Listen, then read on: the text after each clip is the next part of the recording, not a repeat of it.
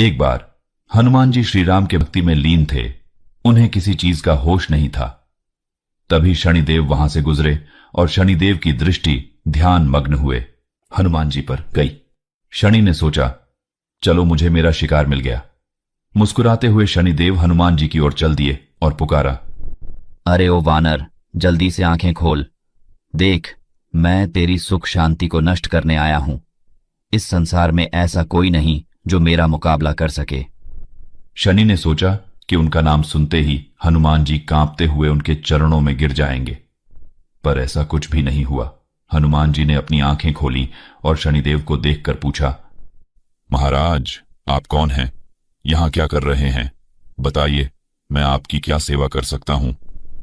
शनिदेव गुस्से से बोले, मूर्ख वानर, तीनों लोग जिससे भयभीत रहते हैं, मैं वही शनि हूं।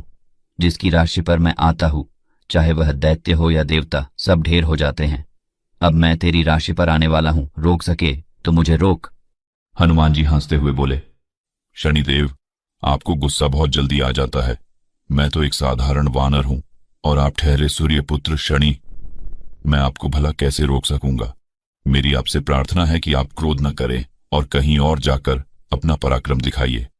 मुझे मेरे श्री राम का ध्यान करने दीजिए। शनिदेव हनुमान जी की बात सुनकर क्रोधित हो गए और बोले, जब चींटी की मौत आती है तो उसके पर निकल आते हैं। तुमने मेरा अपमान किया है, अब सजा भोग। इतना कहकर शनिदेव ने आगे बढ़कर हनुमान जी का हाथ अपनी ओर खींचने लगे। हनुमान जी ने एक झटके में अपनी बांह शनि की पकड़ से छुड़ा ली तो शनि ने क्रोध में आकर उनकी दूसरी बांह पकड़नी चाही तो हनुमान जी का धैर्य टूट गया। हनुमान जी शनिदेव से बोले, आप ऐसे नहीं मानोगे। मुझे मेरे प्रभु राम की भक्ति में विघ्न हो रहा है। अब कोई उपाय करना ही पड़ेगा। बस हनुमान जी ने श्री राम का नाम लेकर अपनी पूंछ बढ़ानी शुरू कर दी और उसमें शनि को लपेटना शुरू किया। शुरू में शनि को कुछ समझ में नहीं आया और कुछ ही देर में हनुमान जी उन्हें पूरी तरह से अपनी पूंछ में बांध चुके थे। शनि अपनी पूरी शक्ति लगाकर छूटने की कोशिश कर रहे थे। शनिदेव का अहंकार अभी भी नहीं टूटा। वे हनुमान जी से बोले, तुम तो क्या, तुम्हारा राम भी मेरा कुछ नहीं बिगाड़ सकता। जो भी मुझसे उलझेगा उसको मैं मिटा दूंगा। श्री राम के बारे में ऐसी बातें सुनकर हनुमान जी को क्रोध आ गया।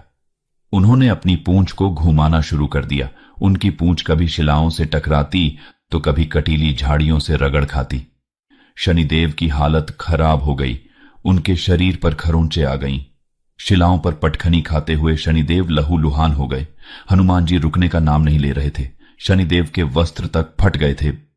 लहूलुहान शनि ने मन ही मन में सूर्यदेव को पुकारा, अनेक देवी देवताओं को याद किया, किंतु उन्हें कहीं से भी कोई सहायता नहीं मिली। हारकर शनिदेव ने हनुमान जी से कहा, मुझे छोड़ दो वानर राज, मुझे अपनी गलती का फल मिल गया। मैं आपको वचन देता हूं, भविष्य में आपकी छाया से भी दूर रहूंगा। हनुमान जी शनिदेव से बोले, आज के बाद आपको मेरे भक्तों से भी दूर रहना होगा।